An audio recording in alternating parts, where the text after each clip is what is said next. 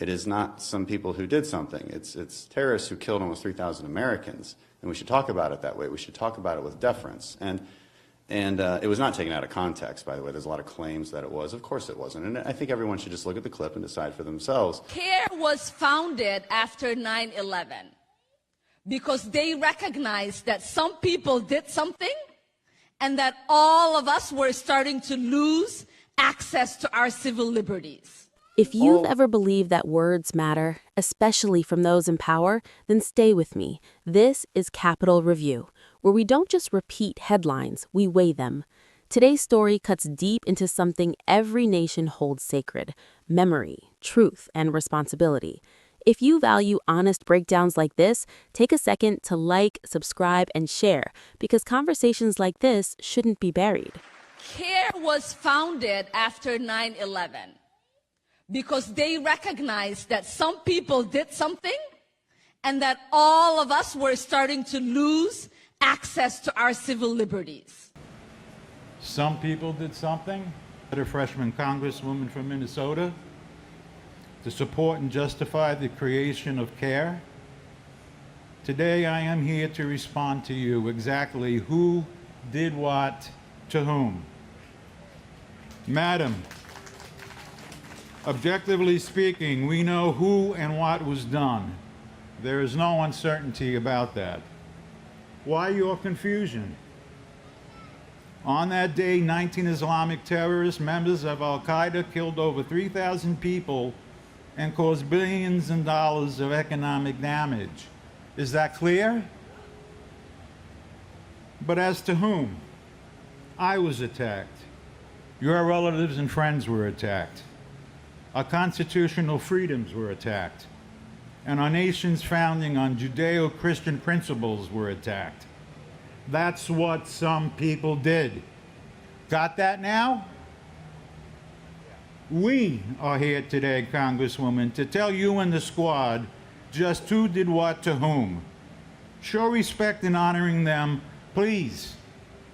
American patriotism in your position demand it. For God and country, amen.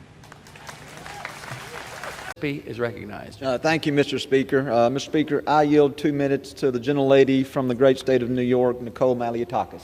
The gentlewoman from New York is recognized for 2 minutes.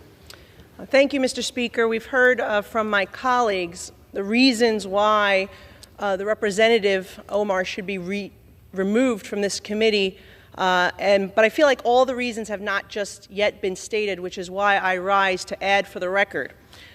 We've heard about the comments that were made regarding anti-Semitism and anti-Israeli views, but I rise to add to the record that as a member of the Foreign Affairs Committee, I've sat there and heard the representative actually spew anti-American rhetoric as well.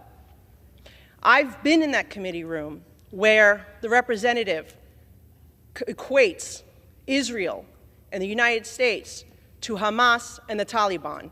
Absolutely unacceptable for a member of that committee.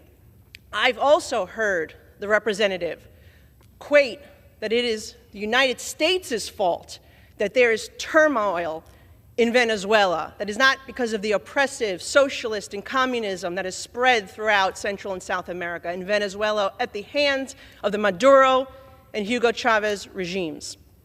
That is unacceptable. And as a New York representative, to hear the representative belittle, to try to diminish the worst terrorist attack on United States soil on September 11, 2001, as some people did something, that is unacceptable as well. And I hold the same standard for this side of the aisle that I do the other, because when another colleague on my side said something about 9/11, I also voted to have her removed from the Education Committee because I thought that was inappropriate.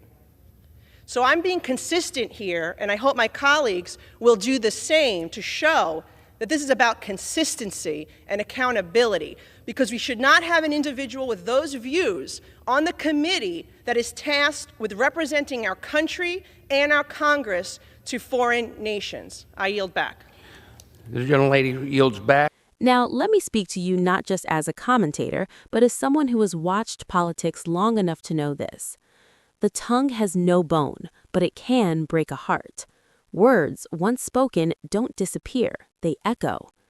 That's why the comment made by Ilhan Omar, describing 9/11 as some people did something, didn't just land lightly. For many, it landed heavy. Not because people don't understand context, but because some events demand clarity, not compression. Let's not dance around it. On September 11th, 2001, America was attacked, deliberately, brutally, and without mercy. Nearly 3,000 lives were lost, families were broken, a nation stood still. That's not just history, it's memory. And as the saying goes, when the roots are deep, there is no reason to fear the wind. But if we start softening those roots, we risk losing the strength they give us. Now, from the Republican point of view, and I'll be straight with you, that comment wasn't just a slip of the tongue. It was seen as part of a pattern where America, in some arguments, is placed side by side with groups that have openly worked against it. And for many lawmakers, especially those who believe strongly in American exceptionalism, that's not just criticism, that's crossing a line. Because here's the truth.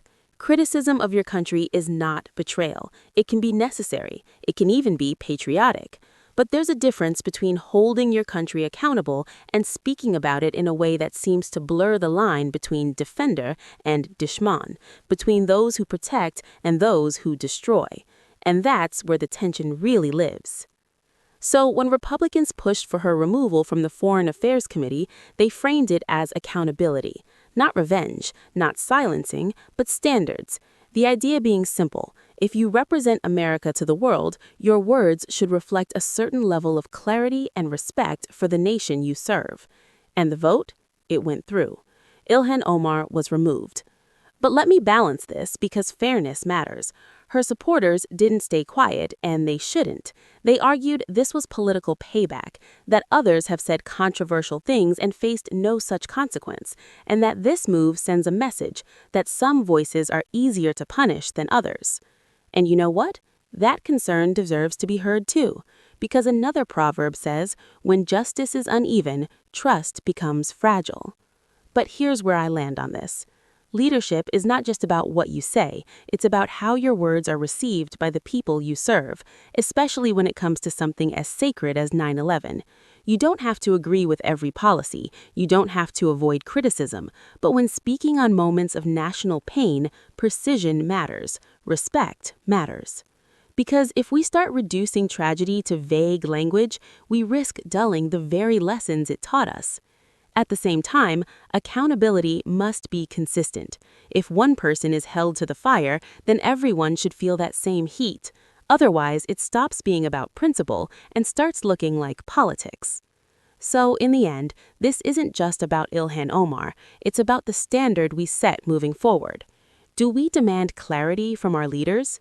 Do we apply accountability evenly? And most importantly, do we still agree on what deserves to be spoken of with absolute respect? Because a nation that forgets how to speak about its pain risks forgetting why it mattered in the first place. If you made it this far, you already know this isn't just another headline. So go ahead, like, subscribe, and share this with someone who values real conversations. This is Capitol Review, and here we don't just talk, we think.